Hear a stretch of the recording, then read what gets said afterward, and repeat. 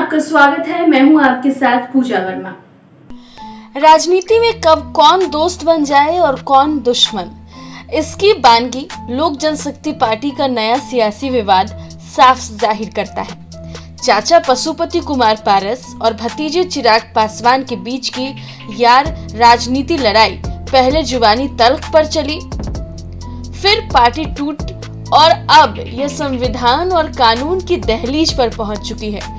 रविवार यानी 20 जून को लोजपा राष्ट्रीय कारिणी की बैठक होने वाली है और यह तय करेगी कि आखिर लोजपा किसका है। हालांकि सबके बीच सबकी नजर इस बात पर भी टिकी हुई है कि चुनाव आयोग इस मामले पर क्या फैसला करता है। इस बीच जो खबर सामने आ रही है, इसके अनुसार कड़ी में पार्टी के राष्ट्रीय कार्यकारिणी समिति के सदस्यों की सूची भी महत्वपूर्ण रोल में सामने आ गई है, जो चुनाव आयोग से लेकर न्यायालय तक पारस गुट और चिराग गुट के लिए बेहद अहम साक्ष्य साबित होगा।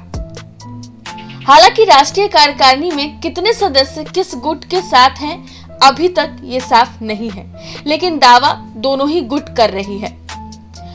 दूसरी बड़ा तथ्य ये भी है कि लोजपा में 2 वर्षों से राष्ट्रीय कार्यकारिणी की सूची अपडेट नहीं हुई है। ऐसे में यह मामला थोड़ा उलझा हुआ भी प्रतीत हो रहा है। इसी क्रम में बीता शुक्रवार बेहद महत्वपूर्ण था। दरअसल चिराग पासवान गुट की ओर से चुनाव आयोग के पास अपना पक्ष रखा गया। वहां चिराग गुट ने पशुपति पारस को राष्ट्रीय अध्यक्ष घोषित किए जाने को असंवैधानिक बताया। इस दौरान चिराग गुट ने 77 सदस्यों के नाम आयोग को सौंप दिए। हालांकि पारस गुट ने चुनाव आयोग को कार्य समिति की सूची अब तक नहीं सौंपी है। चिराग पासवान ने चुनाव आयोग से साफ कहा है कि पशुपति नाथ पारस को पार्टी अध्यक्ष बनाने के लिए पटना में बुलाई गई बैठक पूरी तरीके से असंवैधानिक थी। इसमें राष्ट्रीय कार्यकारिणी के सदस्यों की उपस्थिति ना के बराबर थी। केवल 9 सदस्यों ने पारस को पार्टी का अध्यक्ष चुना है। उन्होंने चुनाव आयोग को पत्र लिखकर पार्टी के चुनाव चिन्ह और झंडे के इस्तेमाल पर रोक लगाने की भी मांग की है। अब चिराग ने रविवार को दिल्ली में राष्ट्रीय कार्यकारिणी की बैठक बुलाई है।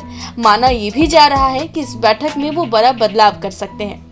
आपको ये भी बता दें कि लोजपा में पशुपति पारस और भतीजे चिराग पासवान के बीच पार्टी पर कब्जे को लेकर संघर्ष जारी है। पशुपति पारस बृहस्पतिवार को पार्टी के नए अध्यक्ष चुन लिए गए।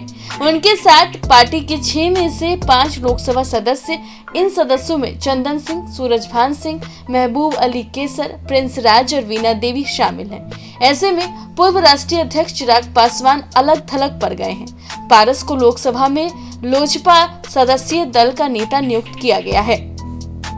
बता दें कि इस मामले में लोकसभा स्पीकर ओम बिरला की भी प्रतिक्रिया आई थी। उन्होंने संसद के मॉनसून सत्र के पूर्व कहा कि लोजपा में जारी विवाद से हमारा कोई वास्ता नहीं है। एक दिन पहले ही उन्होंने कहा कि हम यह नहीं देखते कि पार्टी का अध्यक्ष कौन है, वे लोजपा के साथ हैं। हम तब तक कार्रवाई नहीं कर सकते जब तक कि दलबल विरोधी कानून के तहत एक याचिका प्राप्त नहीं हो जाती और इसका निपटारा नहीं हो जाता।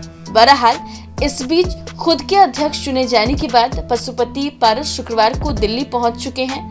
उन्होंने दावा करते हुए कहा है कि वे जल्द ही अपनी कार्य समिति की सूची आयोग को सौंपेंगे।